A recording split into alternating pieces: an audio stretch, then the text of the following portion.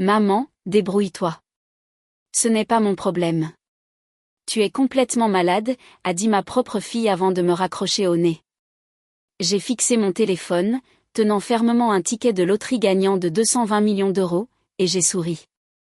Aurélie venait d'échouer au test le plus important de sa vie, et elle ne le savait même pas. Si vous regardez ceci, abonnez-vous et dites-moi d'où vous regardez. Vous vous demandez probablement comment une grand-mère de 67 ans de la banlieue de Lyon s'est retrouvée avec une telle fortune, testant ses propres enfants comme dans un conte de fées cruelles. Eh bien, laissez-moi vous ramener là où tout a commencé. Il y a 3 semaines, un mardi matin qui a tout changé. Je m'appelle Sandrine Dubois, et je joue les mêmes numéros à l'euro-million depuis 15 ans, l'anniversaire de mon défunt mari, notre anniversaire de mariage et le jour de la naissance de mon petit-fils, Jules. Appelez ça du sentimentalisme ou de la bêtise, mais ces chiffres signifiaient quelque chose pour moi. François, mon voisin, plaisantait toujours en disant que je jetais l'argent de mon café par les fenêtres. Sandrine, tu as plus de chances d'être frappée par la foudre en te faisant dévorer par un requin que de gagner, disait-il chaque semaine alors que je marchais vers le bureau de tabac du coin. Ce mardi a commencé comme les autres.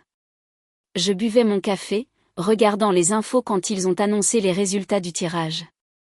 Je ne faisais pas vraiment attention jusqu'à ce que j'entende le premier numéro, 14, puis 23, puis 31. Mes mains ont commencé à trembler alors que j'attrapais mon ticket aimanté sur le frigo. Les 6 numéros correspondaient parfaitement. 220 millions d'euros. Plus d'argent que je ne pourrais en dépenser en 10 vies.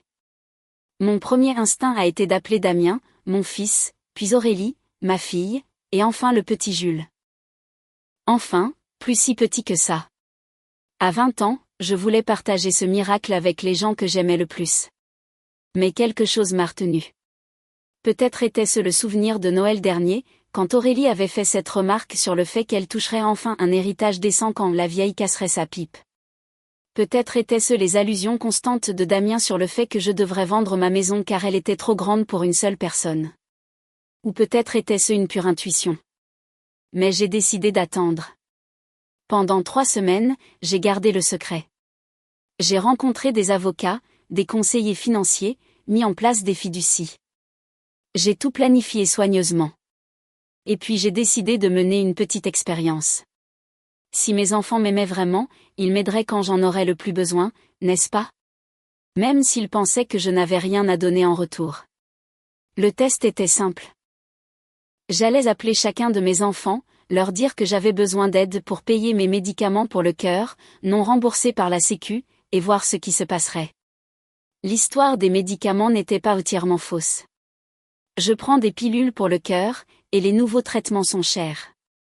Mais avec ma nouvelle fortune, l'argent n'était plus un problème. L'amour, cependant, allait en devenir un. Mais cet appel téléphonique avec Aurélie n'était même pas la pire partie de mon test. La réponse de Damien a été encore plus écrasante que celle de sa sœur.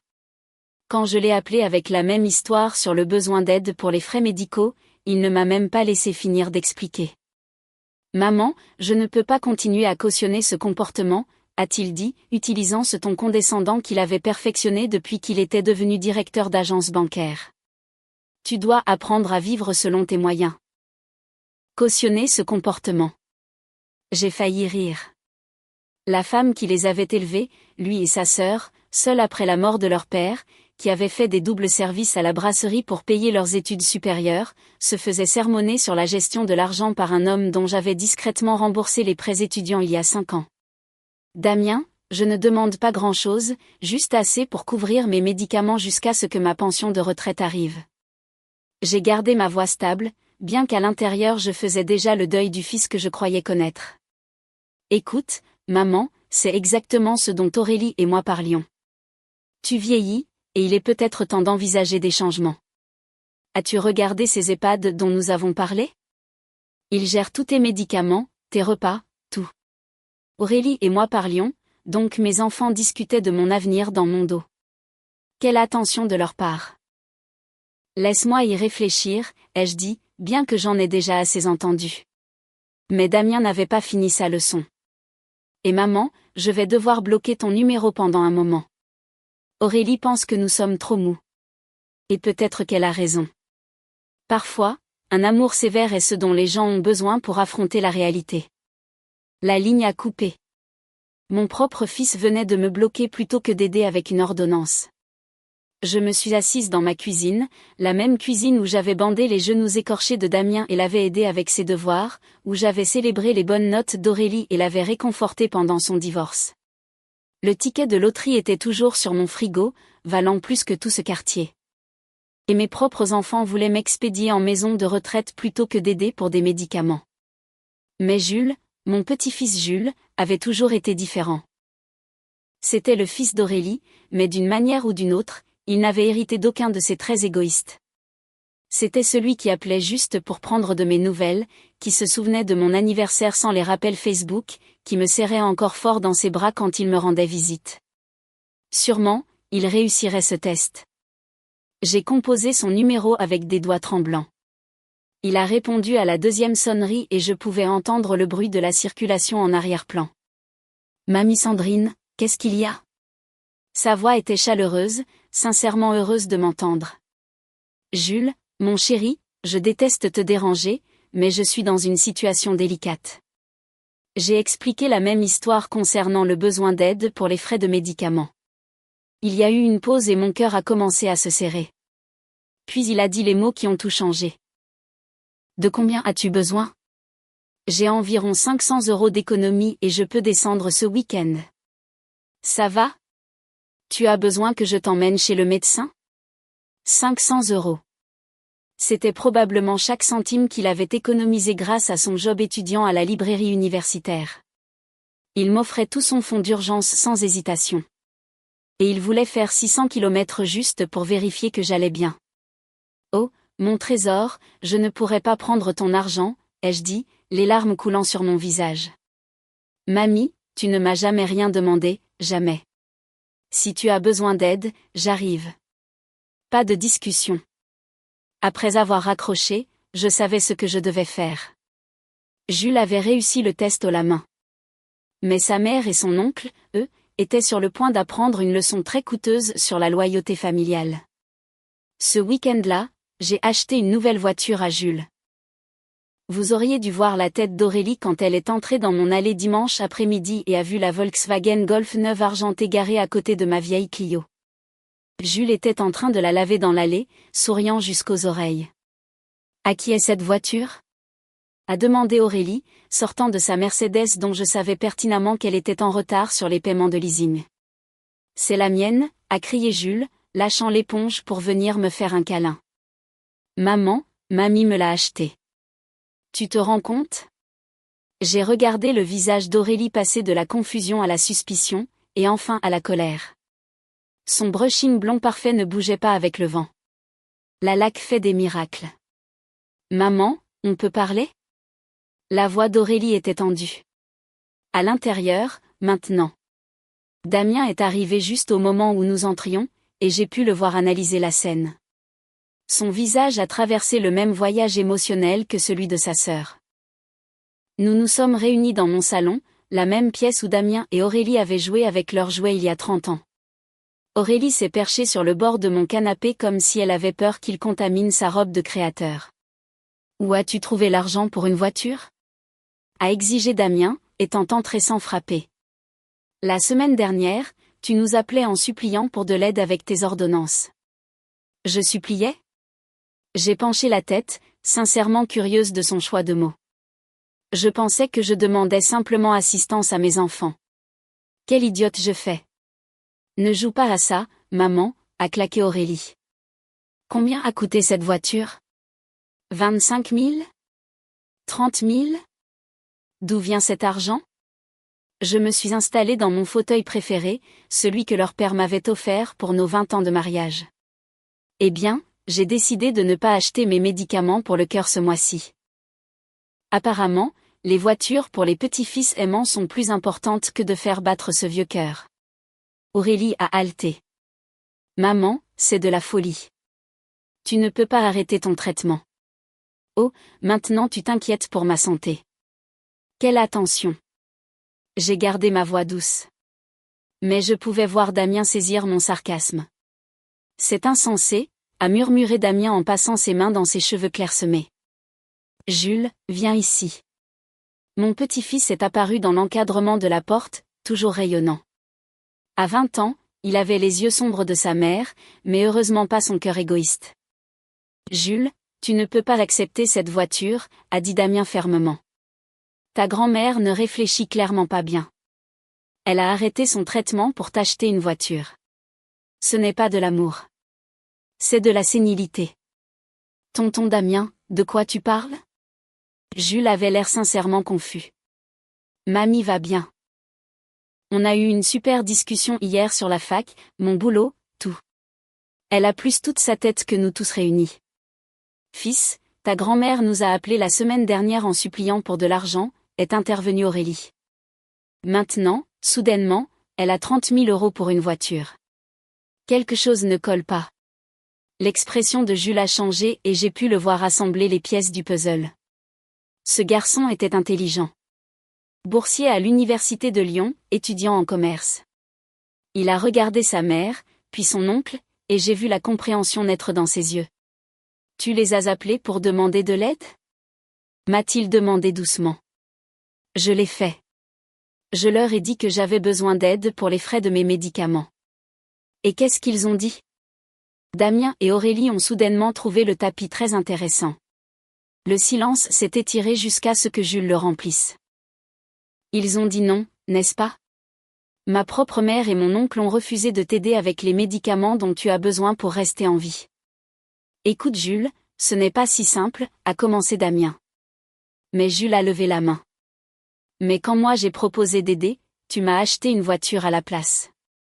La voix de Jules était douce d'étonnement. Tout ça, c'était un test, n'est-ce pas, mamie? Garçon intelligent. Mais sa mère et son oncle étaient sur le point de devenir beaucoup plus intelligents eux aussi. Un test. La voix d'Aurélie est montée à une fréquence que les chiens trouveraient probablement douloureuse. Tu es sérieusement en train de me dire que tout ça n'était qu'une combine élaborée? J'ai regardé cette femme à qui j'avais donné la vie, avec son brushing parfait et son sac à main de créateur qui coûtait plus cher que le loyer mensuel de la plupart des gens. Combine est un mot si laid, Aurélie. Je préfère penser à cela comme une évaluation de caractère. Damien a commencé à faire les 100 pas, ce qu'il faisait depuis qu'il était petit garçon quand il était contrarié. C'est de la manipulation, maman. De la manipulation pure et simple. Est-ce de la manipulation quand quelqu'un vous montre son vrai visage? Ai-je demandé en gardant ma voix calme. J'ai fait une simple demande d'aide. Jules a immédiatement offert tout ce qu'il avait et voulait faire 600 bornes pour venir me voir. Toi, Damien, tu m'as fait la leçon sur le fait de cautionner un comportement et tu as bloqué mon numéro. Aurélie m'a dit que ce n'était pas son problème. C'était vos choix, pas les miens. Nous avions des inquiétudes légitimes, a protesté Damien. Tu as des difficultés financières, tu prends de mauvaises décisions. Vraiment? Je me suis levée et j'ai marché vers mon bureau, sortant un dossier que j'avais préparé pour ce moment. Parlons des mauvaises décisions financières. Damien, tu te souviens quand tu as acheté cette moto il y a 2 ans? Celle que tu ne pouvais pas te payer? Qui a discrètement remboursé ta dette de carte de crédit pour que tu puisses obtenir le financement? Le visage de Damien est devenu pâle. Aurélie s'est tournée pour regarder son frère. Et Aurélie, cette retraite bien-être au spa que tu as faite après ton divorce quand tu te remettais sur pied. Qui penses-tu a couvert ton loyer pendant 3 mois pendant que tu te retrouvais? Comment as-tu? A commencé Aurélie avant de s'arrêter. Je sais tout. Chaque prêt d'urgence que vous n'avez jamais remboursé. Chaque faveur que vous avez oublié de reconnaître. Chaque fois que vous avez pris mon aide pour acquise tout en planifiant ce que vous hériteriez quand je ne serai plus là. Je me suis rassise, étonnée de voir à quel point je me sentais calme. Pensiez-vous vraiment que j'allais passer mes dernières années à être traitée comme un distributeur automatique pratique par mes propres enfants? Jules fixait sa mère et son oncle comme s'ils ne les avaient jamais vus auparavant. Vous preniez de l'argent à mamie tout en vous plaignant de vos finances auprès de moi?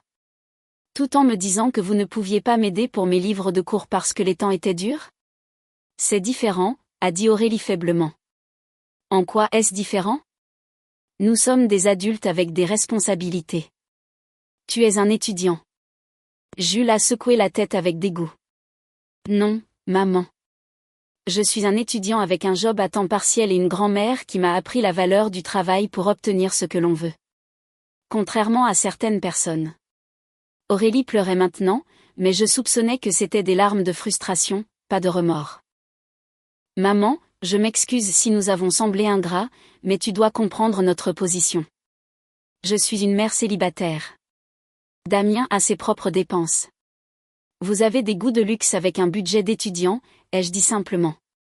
Et vous avez tous les deux complété vos revenus avec ma générosité pendant des années tout en me traitant comme un fardeau. Et maintenant ? A demandé Damien, la voix amère. Tu nous coupes les vivres, tu choisis Jules plutôt que tes propres enfants. Je choisis la gentillesse plutôt que le sentiment de dû. Jules ne m'a jamais rien demandé. Pourtant, quand j'ai eu besoin d'aide, il a tout offert. Vous avez tous les deux beaucoup demandé, mais rien offert en retour. La pièce est tombée dans le silence, à l'exception des reniflements d'Aurélie. Finalement, Jules a pris la parole. Mamie, je peux te demander quelque chose ? Sa voix était prudente, comme s'il manipulait quelque chose de fragile. Bien sûr, mon chéri. À quel point es-tu riche, exactement ? Et c'est là que j'ai décidé qu'il était temps pour la deuxième phase de mon plan. J'ai souri à mon petit-fils, ce jeune homme qui s'était montré digne de confiance alors que sa propre mère et son oncle avaient échoué si spectaculairement. Jules, que dirais-tu si je te disais que ta chère vieille grand-mère a gagné au loto il y a 3 semaines ? Il a cligné des yeux. Je dirais que ça explique la voiture. Damien a ricané. Maman, sois sérieuse. Combien as-tu pu gagner ? Quelques milliers ? Peut-être 10 000 ? Et c'est encore. Aurélie a cessé de pleurer, soudainement très intéressée par notre conversation. Qu'est-ce que tu veux dire par « et c'est encore » ? Je suis retournée vers mon frigo et suis revenue avec le ticket de loterie. Celui qui était accroché là depuis 3 semaines comme un morceau de papier parfaitement ordinaire. Je l'ai tendu à Jules. Lis les numéros, mon chéri. Jules a regardé le ticket, puis moi, puis de nouveau le ticket. Son visage est devenu complètement blanc. Mamie, ce sont les numéros gagnants du jackpot euro-million d'il y a 3 semaines. J'ai terminé doucement. 220 millions d'euros. Damien s'est jeté sur le ticket, mais Jules l'a retiré. Tonton Damien, non. Laisse-moi voir ça, a exigé Aurélie, mais j'ai levé la main. Le ticket n'est plus qu'un souvenir maintenant. L'argent a déjà été réclamé, investi et placé dans des fiducies. Je me suis réinstallée dans mon fauteuil, savourant l'air de choc pur sur leur visage. Il s'avère que, quand on pèse plus de 200 millions d'euros, une voiture à 30 000 euros, c'est fondamentalement de l'argent de poche. Le silence qui a suivi était magnifique. La bouche de Damien s'ouvrait et se fermait comme un poisson hors de l'eau. Aurélie était passée de pâle à rouge puis à pâle de nouveau. 200 millions, a finalement chuchoté Damien. À quelques millions près en retour sur investissement cette semaine. Je n'ai pas pu empêcher la satisfaction dans ma voix. C'est incroyable comme le marché réagit quand on a ce genre de capital à faire travailler. Aurélie a retrouvé sa voix en premier. Maman, Nous n'avions aucune idée quand tu as appelé pour demander de l'aide. Si nous avions su. Si vous aviez su que j'étais riche, vous m'auriez aidé. J'ai secoué la tête. Aurélie, tu t'entends ? Tu aurais aidé ta mère si tu avais su qu'il y avait quelque chose à y gagner pour toi. Ce n'est pas ce que je voulais dire. Elle a fait marche arrière rapidement. N'est-ce pas ? Je me suis tournée vers Damien. Fils, laisse-moi te demander quelque chose. Si je vivais encore sur ma petite retraite et que j'avais besoin d'aide pour des médicaments, m'aiderais-tu ? La pause de Damien m'a dit tout ce que j'avais besoin de savoir. Je vois. Je me suis levée, me sentant soudainement très fatiguée. Eh bien, je pense que cette conversation a été éclairante pour tout le monde. Maman, attends. A dit Aurélie désespérément. Nous devons parler de ça. Nous devons trouver comment avancer en famille. Nous. J'ai haussé un sourcil.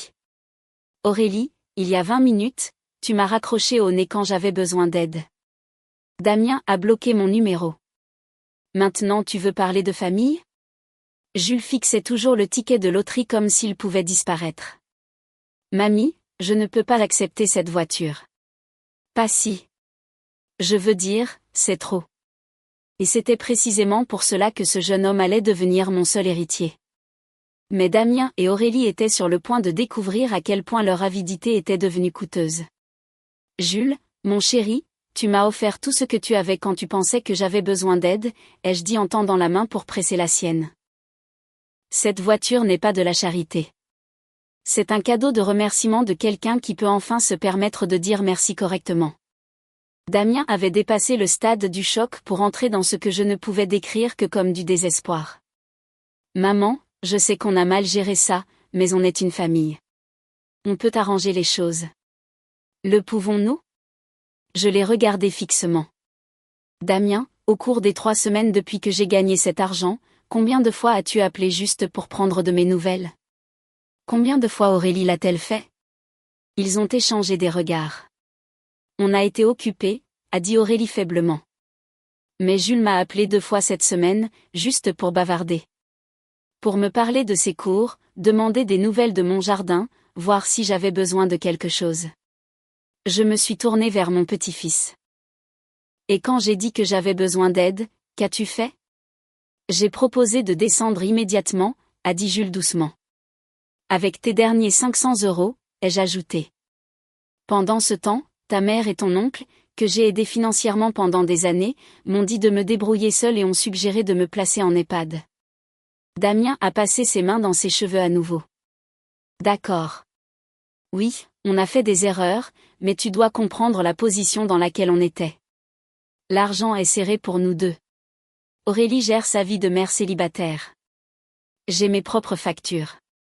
Damien. Ma voix était assez tranchante pour couper du verre. Arrête. Arrête tout de suite. J'ai marché vers mon bureau et j'ai sorti un épais dossier jaune. Voulez-vous savoir ce que j'ai fait pendant ces 3 semaines où je planifiais mon petit test? J'ai engagé un détective privé. Aurélie est devenue blanche comme un linge. Damien a fait un pas en arrière. Je voulais savoir exactement comment mes enfants dépensaient leur argent tout en prétendant être en difficulté. J'ai ouvert le dossier. Damien, le crédit de ta moto est de 600 € par mois. Aurélie, tes visites au spa coûtent en moyenne 400 € par mois. À vous deux, vous avez dépensé 2000 € au restaurant le mois dernier seulement. Tu nous as fait enquêter. La voix de Damien s'est brisée. J'ai fait enquêter sur ma situation financière. Tu vois, quand on possède ce genre d'argent, on veut s'assurer que ces actifs sont protégés des gens qui pourraient profiter de notre générosité. J'ai souri doucement. Le rapport du détective était assez complet. Jules regardait tour à tour sa mère et son oncle comme s'il assistait à un match de tennis. Qu'est-ce que le détective a trouvé? Eh bien, ta mère et ton oncle vivent bien au-dessus de leurs moyens depuis des années. Les vêtements de marque, les loisirs coûteux, les achats de luxe, tous financés par des crédits à la consommation et des renflouements occasionnels de la chère vieille maman. J'ai sorti un tableau. Au cours des 5 dernières années, j'ai donné ou prêté à ta mère et ton oncle un total de 63 000 €. Pas un centime n'a été remboursé. On t'aurait remboursé, a protesté Aurélie. Avec quel argent? Vous faites à peine vos paiements minimums tels quels. J'ai refermé le dossier. Mais voici la partie intéressante. Le détective a aussi regardé autre chose pour moi. Damien agrippait le dossier du canapé si fort que ses articulations étaient blanches. Quoi d'autre? Vos discussions sur ma succession. Apparemment, vous avez tous les deux été très loquaces lors des réunions de famille sur la valeur potentielle de cette maison, sur la façon dont mon assurance vie aiderait vos situations financières, et sur le soulagement que ce serait quand je finirais par. Quelle était l'expression d'Aurélie déjà? Cessez d'être un boulet et vous rendre tous les deux riches. Le silence qui a suivi était si complet que je pouvais entendre la vieille horloge comtoise tic-taquer dans le couloir. Jules s'est levé lentement. Tu as dit ça sur mamie, maman? Comment as-tu pu? Mais je n'avais pas encore fini. La vraie révélation ne faisait que commencer. Le détective a également découvert que Damien racontait aux gens que je développais une démence. J'ai continué, regardant le visage de mon fils s'effondrer. Apparemment, tu préparais le terrain pour contester ma capacité mentale au cas où je changerais mon testament. Jules s'est retourné vivement pour faire face à son oncle. Tonton Damien, s'il te plaît, dis-moi que ce n'est pas vrai. Le silence de Damien était une réponse suffisante. Oh, mais ça devient meilleur, ai-je dit en sortant un autre document. Aurélie, tu as fait des recherches sur les lois de tutelle, non pas par souci pour mon bien-être, mais parce que tu as découvert que si je suis déclarée incapable, toi et Damien pourriez potentiellement prendre le contrôle de mes actifs en tant que famille la plus proche. Le visage d'Aurélie était passé du rouge au gris. Maman, je n'ai jamais. Ce n'est pas épargne-moi ça, ma chère. J'ai des preuves documentées. J'ai levé mon téléphone. Incroyable ce que la technologie peut faire de nos jours. Le détective a rassemblé un dossier assez complet sur vous deux. Tu nous as fait suivre. La voix de Damien était à peine un murmure. J'ai documenté le comportement de mes enfants envers leur mère âgée. Oui, y compris la conversation où vous avez tous les deux discuté de la façon dont vos vies seraient plus faciles si je faisais un AVC ou une crise cardiaque. J'ai posé le téléphone doucement. C'était particulièrement instructif. Jules s'est assis lourdement dans le fauteuil en face de moi. Je crois que je vais vomir. Ne t'inquiète pas, mon chéri.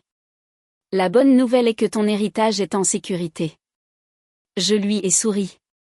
La mauvaise nouvelle pour ta mère et ton oncle, c'est que j'ai pris des mesures pour me protéger, moi et mes biens, de toute tentative de manipulation future. Damien a retrouvé sa voix. Quel genre de mesures ? Eh bien, d'abord, je me suis fait examiner minutieusement par 3 médecins différents et un psychiatre. Tous m'ont déclaré complètement saine d'esprit et compétente. Ces rapports sont archivés chez mes avocats avec des témoignages vidéo détaillés sur mon processus de prise de décision. J'étais plutôt fière de ma minutie.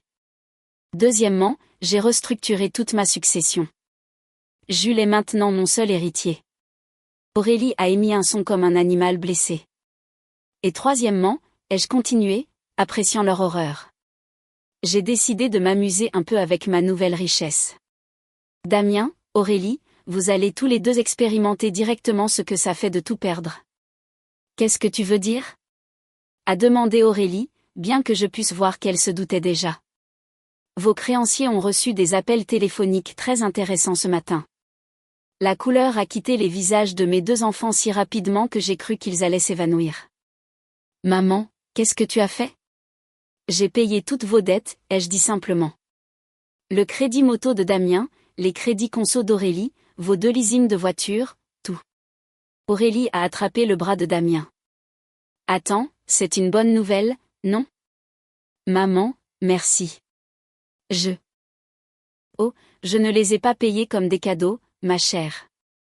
Je me suis penchée en arrière dans ma chaise, me sentant plus puissante que je ne l'avais été depuis des années. J'ai racheté toutes vos dettes auprès de vos créanciers. Chacune d'entre elles. Damien faisait des calculs rapides dans sa tête. Tu ne peux pas faire ça. Il y a des lois sur les prêts abusifs, l'exploitation familiale. En fait, il n'y a aucune loi contre le rachat de créances légalement détenues, même auprès de membres de la famille. J'avais fait mes recherches minutieusement. Mes avocats m'assurent que c'est tout à fait légal. Inhabituel peut-être, mais légal. Jules me regardait avec un mélange d'admiration et d'inquiétude. Mamie, qu'est-ce que ça veut dire ? Ça veut dire, mon cœur, que ta mère et ton oncle me doivent maintenant de l'argent à moi au lieu de leurs divers créanciers. Et contrairement aux banques et aux sociétés de crédit, j'ai des sentiments très spécifiques envers les emprunteurs qui considèrent leurs prêteurs comme un fardeau. La voix d'Aurélie était à peine un murmure. Combien te devons-nous ? Damien, ta dette totale que j'ai rachetée s'élève à 47 000 €. Aurélie, la tienne est de 52 000. J'ai consulté mes papiers. Plus les 63 000 que vous m'avez empruntés au fil des ans et qui n'ont jamais été remboursés. Grand total, Damien me doit 78 000 €. Aurélie me doit 89 000 €. Damien s'est assis brutalement sur mon canapé. Presque 80 000 ? C'est impossible. Plus les nouvelles conditions que j'ai mises en place en tant que créancière. 24% d'intérêt annuel composé mensuellement, pas de paiement minimum, solde total dû dans 30 jours, où je commence les procédures judiciaires de recouvrement. On n'a pas cet argent, a dit Aurélie, les larmes coulant sur son visage. Je sais. Le compte d'épargne de Damien a 1200 €. Celui d'Aurélie a environ 800 €.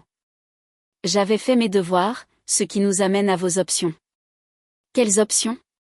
A demandé Damien désespérément. Vous pouvez liquider vos actifs. Damien, vend la moto. Ça devrait rapporter environ 15 000 si tu as de la chance.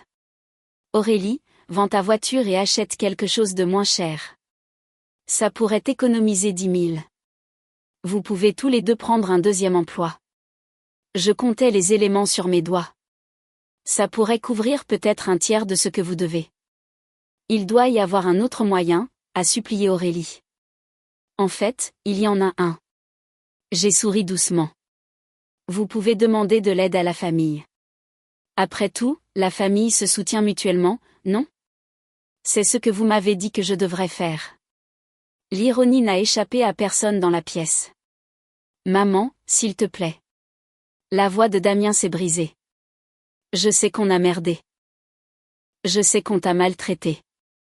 Mais nous sommes tes enfants. On peut arranger ça. Le pouvez-vous ? Parce que j'attends depuis des années que vous arrangiez les choses. Et à la place, vous avez juste pris encore plus. Aurélie a soudain eu une idée. Maman, et si on travaillait pour toi ? On pourrait être tes assistants, aider à gérer tes finances, s'occuper de la maison. J'ai presque eu pitié d'elle. Presque. Aurélie, ma chérie, tu veux travailler pour moi ? J'ai gardé ma voix douce, comme si j'expliquais quelque chose à un enfant. La même fille qui m'a dit que mes problèmes de santé n'étaient pas son souci veut soudainement devenir mon aide-soignante. Damien passait frénétiquement des appels téléphoniques, essayant de joindre quelqu'un qui pourrait leur prêter de l'argent. Je les regardais avec un intérêt détaché, comme on observe une expérience scientifique. Damien, qui appelles-tu ? Ai-je demandé pendant une pause entre ces tentatives infructueuses. N'importe qui pourrait nous aider. Nos amis, la famille éloignée, des collègues. Et que leur dis-tu ? Il s'est arrêté, réalisant le piège. Je leur dis qu'on a besoin d'aide financière, tout comme j'avais besoin d'aide pour mes médicaments. J'ai hoché la tête pensivement. Je me demande combien d'entre eux te diront de te débrouiller tout seul. Jules avait été silencieux pendant tout cet échange, mais maintenant il a pris la parole. Maman, tonton Damien, pourquoi ne pas simplement vous excuser ? Vraiment vous excuser, pas juste dire pardon parce que vous vous êtes fait prendre. Damien a arrêté de composer et a regardé son neveu. Je suis désolé, Jules. Nous le sommes tous les deux. Désolé de quoi précisément ? Ai-je demandé. Je veux vous entendre le dire. On est désolé de ne pas t'avoir aidé quand tu as demandé. Les mots de Damien sortaient lentement comme si on lui arrachait des dents. Et d'avoir pris ton argent sans le rembourser au fil des ans. Et Aurélie a sauté dans la brèche. Et d'avoir dit des méchancetés sur toi dans ton dos. On chauffe. Quoi d'autre ? Les épaules de Damien se sont affaissées. D'avoir prévu de te faire déclarer incompétente pour pouvoir contrôler ton argent, d'avoir discuté de combien nos vies seraient plus faciles si tu mourais. Les mots sont sortis d'un coup, comme s'il arrachait un pansement. J'ai hoché la tête d'un air approbateur. Très bien. Maintenant, était-ce si difficile ? Est-ce que ça veut dire que tu vas nous aider ? A demandé Aurélie avec espoir. Vous aider à quoi ? Payer des dettes que vous devez légitimement ? Pourquoi ferais-je ça ? J'ai penché la tête. Aurélie, quand j'avais besoin d'aide pour mes médicaments, qu'est-ce que tu m'as dit ? Son visage s'est décomposé. Je t'ai dit de te débrouiller. Exactement. Alors, maintenant je vous dis la même chose à tous les deux. Débrouillez-vous. Le téléphone de Damien a sonné et il a répondu désespérément. Allô ? Oui, c'est Damien Dubois. Une pause. Non, on ne demande pas d'argent pour de la drogue ou des jeux. On a besoin d'aide pour des dettes légitimes. Une autre pause. Plus longue cette fois. Qu'est-ce que tu veux dire? Qu'est-ce que j'ai fait pour mériter de l'aide? Je suis de la famille. Je pouvais entendre la voix à l'autre bout devenir plus forte. Damien a éloigné le téléphone de son oreille. Ils ont raccroché, a-t-il dit incrédule. Comme c'est étrange, ai-je commenté. La famille refusant d'aider la famille dans le besoin. Qui ferait une chose pareille? Mais je n'en avais pas fini avec ma leçon. La meilleure partie était encore à venir. Damien, Aurélie, j'ai une confession à faire. Je me suis levée et j'ai marché vers ma cuisine, revenant avec une bouteille de champagne qui refroidissait dans mon frigo. Je planifie ce moment depuis 3 semaines. Et je pense que ça mérite une célébration. Jules m'a regardé faire sauter le bouchon avec une aisance habituelle. Mamie, qu'est-ce que tu célèbres? Le fait que ta mère et ton oncle sont sur le point d'apprendre la leçon la plus chère de leur vie. Je me suis versé un verre et l'ai levé pour un toast. À la loyauté familiale, puisse-t-elle être chérie par ceux qui sont assez sages pour l'apprécier. Maman, de quoi parles-tu? A demandé Aurélie. Asseyez-vous, tous les deux. Je veux vous parler du reste de mes plans. Je me suis réinstallée dans mon fauteuil avec mon champagne. Vous voyez, racheter vos dettes n'était que le début. Damien a agrippé la main d'Aurélie. Qu'est-ce que tu veux dire par le début? Eh bien, Damien, tu te souviens de ton ami Michel de la banque? Celui à qui tu parlais de ma supposée démence? J'ai siroté mon champagne lentement.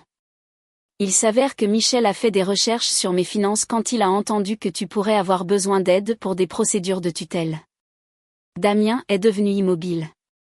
Quel genre de recherche? Le genre qui implique des registres publics, des bases de données de gagnants de loterie et des déclarations financières. Michel a découvert quelque chose de très intéressant.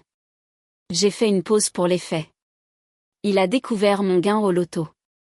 Non, a chuchoté Aurélie. Oh, si. Et Michel, étant le citoyen honnête qu'il est, a contacté plusieurs personnes à la banque pour partager cette information fascinante. Je savourais leur horreur. À l'heure qu'il est, tout le monde dans vos cercles professionnels sait que la mère de Damien et Aurélie Dubois a gagné plus de 200 millions d'euros, et qu'ils essayaient de la faire déclarer incompétente pour la voler. Le visage de Damien était devenu complètement blanc. Ils ne connaissent pas toute l'histoire, n'est-ce pas? Parce que l'histoire qu'ils ont entendue est qu'une mère aimante a aidé ses enfants financièrement pendant des années, a gagné au loto et, au lieu d'être reconnaissants, ils ont comploté pour la faire interner afin de voler son argent. J'ai pris une autre gorgée. Comment pensez-vous que ça passe sur vos lieux de travail? Aurélie pleurait à nouveau. Maman, le travail de Damien, ma réputation. Tout le monde va penser. Tout le monde va penser exactement ce qu'il devrait penser. Je l'ai interrompu, que vous êtes tous les deux des gens avides et ingrats qui ont essayé de profiter de leur mère âgée. Jules me regardait avec quelque chose approchant la crainte. Mamie, tu as orchestré tout ça, n'est-ce pas? Orchestrer est un mot si dramatique. J'ai simplement permis à ta mère et ton oncle de montrer leur vrai visage, puis je me suis assuré que les personnes appropriées soient au courant. J'ai souri à mon petit-fils. Jules, aimerais-tu savoir ce que tu hérites? Ses yeux se sont agrandis. Tout. Chaque centime, mais plus important encore, tu hérites de quelque chose que ta mère et ton oncle n'auront plus jamais. J'ai levé mon verre une fois de plus. Un membre de la famille qui te fait totalement confiance. Damien et Aurélie étaient sur le point de découvrir que l'argent était le moindre de ce qu'ils avaient perdu. Les documents de la fiducie ont été signés ce matin, ai-je continué, savourant chaque mot. Jules reçoit tout quand je décède, mais il y a plus. J'ai aussi établi un fonds d'études qui paiera pour son éducation jusqu'au doctorat s'il le souhaite, et une allocation de vie qui garantit qu'il n'aura jamais à s'inquiéter de l'argent pendant ses études. Jules était sans voix. Mais Damien a retrouvé la sienne. Maman, tu ne peux pas juste nous couper complètement. Nous sommes tes enfants. Vous étiez mes enfants. J'ai corrigé doucement. Maintenant, vous êtes juste des gens qui partagent mon ADN et mon nom de famille. Être une famille demande plus que de la biologie, Damien. Ça demande de l'amour, du respect et une décence humaine basique. Aurélie faisait de l'hyperventilation. Et nos avenirs? Nous n'avons plus rien maintenant. Vous avez exactement ce que vous m'avez donné quand j'avais besoin d'aide, ai-je dit simplement. Rien. J'ai marché vers mon bureau et j'ai sorti un dernier document. Cependant, je ne suis pas complètement sans cœur. J'ai pris des dispositions pour vous deux. La tête de Damien s'est relevée brusquement. Quel genre de dispositions ? J'ai fait en sorte que vous ayez des emplois. Je lui ai tendu le papier. Damien, il y a un poste de plongeur disponible à la brasserie du coin, là où je faisais des doubles services pour payer tes études. SMIC, mais c'est un travail honnête. Damien a fixé la demande d'emploi comme si elle était écrite dans une langue étrangère. Et Aurélie, j'ai parlé au gérant du supermarché local. Ils ont besoin de quelqu'un pour la mise en rayon de nuit. Encore une fois, c'est le SMIC, mais c'est un emploi. Tu veux qu'on travaille au SMIC ? La voix d'Aurélie était perçante. Je veux que vous compreniez ce que ça fait de travailler pour chaque euro pendant que les gens que vous aimez vous traitent comme si vous ne valiez rien. Je me suis rassise, me sentant plus légère que je ne l'avais été depuis des années. Considérez ça comme un moyen de vous forger le caractère. Jules a finalement trouvé sa voix. Mamie, c'est. Je ne sais pas quoi dire. Dis que tu utiliseras cet argent sagement. Dis que tu te souviendras que la richesse ne te rend pas meilleur que les autres. Elle te donne juste plus de responsabilité d'être gentil. Je me suis penchée et j'ai pressé sa main. Dis que tu ne prendras jamais la famille pour acquise comme ta mère et ton oncle l'ont fait. Je le promets, a-t-il chuchoté, les larmes aux yeux. Damien a fait une dernière tentative désespérée. Maman, s'il te plaît. On fera n'importe quoi. On te remboursera chaque centime. On s'excusera publiquement. Damien, arrête. J'ai levé la main. Vous ferez ces choses parce que vous vous êtes fait prendre, pas parce que vous êtes désolé. Il y a une différence. Je me suis levée et j'ai marché vers la fenêtre, regardant le jardin dont je m'étais occupée pendant 30 ans. Vous savez ce qui est drôle ? Si vous m'aviez juste aidé quand j'ai demandé, si vous aviez montré même une gentillesse basique envers celle qui vous a donné la vie, rien de tout cela ne serait arrivé. J'aurais partagé ma fortune avec joie. On peut recommencer, a supplié Aurélie. On peut être la famille que tu veux qu'on soit. Je me suis retournée et j'ai regardé ces deux personnes que j'avais élevées, qui avaient partagé mes vacances, qui avaient pris mon argent et mon amour pour acquis pendant tant d'années. Non, ai-je dit simplement, vous ne pouvez pas, parce que j'ai enfin appris quelque chose d'important. On ne peut pas acheter l'amour, mais on peut définitivement mettre un prix sur l'avidité. Et vous m'avez tous les deux montré exactement quel était ce prix. Jules s'est levé et m'a serré fort dans ses bras. Merci, mamie, pour tout. Pour le test, pour la leçon, pour m'avoir fait confiance. Alors que Damien et Aurélie quittaient ma maison pour la dernière fois, j'ai ressenti quelque chose que je n'avais pas éprouvé depuis des années. Une paix totale. Mon petit-fils avait tout ce dont il avait besoin pour un avenir brillant. Et j'avais appris que parfois, la chose la plus aimante que l'on puisse faire est de refuser de cautionner les gens qui prennent votre amour pour un dû. La loterie m'avait donné de l'argent. Mais mes enfants m'avaient donné quelque chose de bien plus précieux, savoir qui méritait vraiment ma confiance, et ça, mes amis, ça valait chaque centime.